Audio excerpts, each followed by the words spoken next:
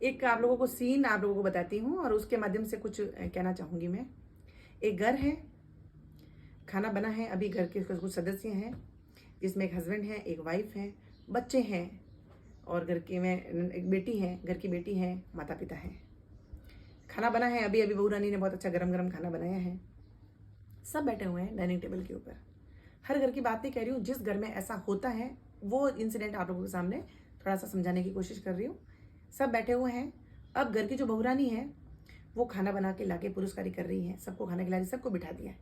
गरम गरम फुलके आ रहे हैं, सब खाना खा रहे हैं, सब कुछ कर रहे हैं, हंसी मजाक का माहौल है। बच्चे भी जिसमें बैठे हैं, जो बहुरानी है जिसने खाना बनाया है उसके 2 बच्चे हैं जो वो भी वहीं बैठे हुए हैं, सब कुछ ऐसे बैठे हैं। फिर उसके बाद में बहुरानी जब खाना लेके आती हैं तो उसमें से कोई एक आवाज़ आती है, बच्चे ने बोला कि मम्मी आप भी खाना खा लो। तो मम्मी कहती नहीं बेटा, तुम सब लोग गर्म खाना खा लो, मैं बाद में खा लूँगी।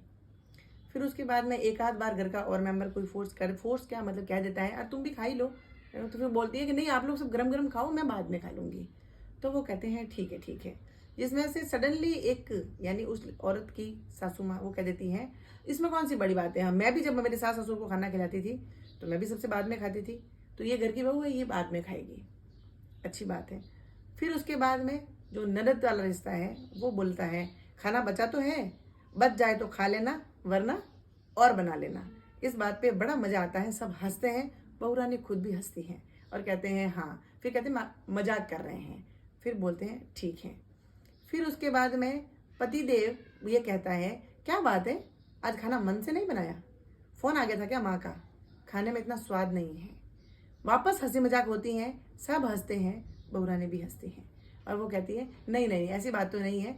फिर पति बोलता है नहीं नहीं मैं तो मजाक कर रहा था, ठीक ही बना है खाना।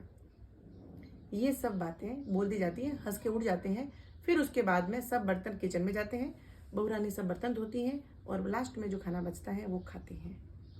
इसमें जो बच्चे बैठे हैं, अगर वो बच्चे माँ के फेवर में हैं तो सोचिए उन बच्चों पे कितनी बीतती होगी, कितना बुरा लगा होगा उनको कि जिस व्यक्ति ने इतने लोगों के लिए खाना बनाया है, इतने घंटों की मेहनत है, उसकी क्या वैल्यू है इस घर में। और या फिर बच्चों के अंदर भी ऐसा ही डीएनए है तो वो बच्चे भी आपको लगता है कि वो उसकी माँ की कदर करेंगे और माँ को कभी बोलेंगे कि ना माँ तू पहले खाना खा ले। और ये जो 2 टॉपिक थे मजाक करने के कि खाना है बच तो खा लेना वरना और बना लेना, खाना मन से नहीं है क्या, माँ का फोन आ गया क्या, आपको क्या लगता है ये सब चीजें मजाक की होती है। और वो औरत जो अभी खाना बनाया है आपको लगता है कि उसके मन के ऊपर कुछ नहीं बीतती होगी और या फिर उसको बुरा नहीं लग रहा होता।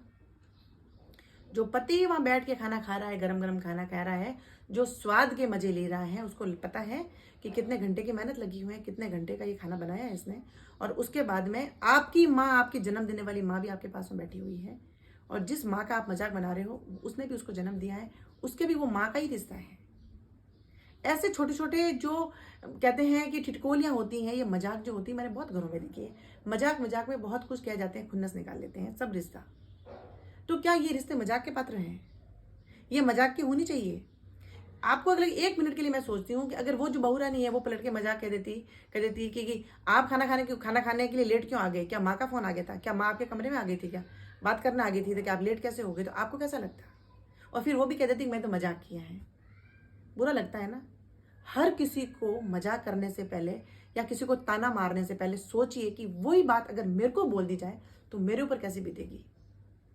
जो व्यक्ति के कोल्लू की बैल की तरह 24 घंटे आपके घर में लगा रहता है, इतने लोगों का खाना बना रहा है, पुरुष रहा है, खिला रहा है और फिर बचेगा तो वो खाएगा, उसको वो मजाक का पात्र बनना चाहिए क्या? उसको उसके रिश्ते जो उनके माता पिता के रिश्ते हैं वो मजाक के पात्र होने चाहिए क्या? ऐसी बातें उसको बोलनी चाहिए क्या? सबसे पहले खाना खाने का अधिकार उसका नहीं है? और सबसे पहले खाना खाने का अधिकार अगर उसका नहीं है तो क्या सबके साथ में खाना खाने का अधिकार उसको नहीं है? क्यों आप लोग उसको जबरदस्ती उसको नहीं बिठाते हैं? जिस तरीके से जबरदस्ती आप उसको ये बोलते हैं कि तुम्हें करना ही होगा, ये तुम्हारी रिस्पॉन्सिबिलिटी है, यू हैव टू डू, तुम्हें करना होगा, तो क्या उसमें आप फोर्स नहीं कर सकते नहीं तुम्हें सब हमारे साथ में खाना खाना चाहिए, बाद में क्यों खाएगी, अगर ज्यादा होगा कम होगा मिल बांट के खाएंगे, तुम बैठो तुम भी खाओ पहले। वो तो अपना कर्तव्य निभा रही है आप लोगों को गर्म खाना खिलाने का, क्या आप लोगों का कर्तव्य नहीं है कि आप लोग उसको साथ में बिठाएं और खाना खिलाएं? ये बहुत से घरों में ऐसा होता है, ऐसा नहीं है कि नहीं। और जो घरों में नहीं होता है, जो खाना खाने बैठ जाती है तो उसको बेशर्म कहा जाता है, बदतमीज कहा जाता है। हम तो हमारे सासू बोल जाती है हम तो हमारे जमाने में ऐसा नहीं करते थे, आप कैसे करते हो? तो जो आप लोग लेके आए, जरूरी तो नहीं है कि हर परंपरा जो पीछे से चलती आ रही है हर परंपरा सही हो, रूढ़िवादिता हो। जो चीजें गलत हैं अगर हमारे तक खत्म हो जाती हैं तो आगे नहीं जाएगी। गलत को लेके चलना कोई इसमें कोई समझदारी नहीं है कि हाँ जो गलत मेरे साथ भी हुआ है वो सही है, तुम भी करो, फिर तुम भी करें, कोई जरूर नहीं है। और जो भाई जिसको प्रोटेस्ट करेगी, जो बहू उसके लिए स्टैंड लेगी, वो बदतमीज हो जाएगी।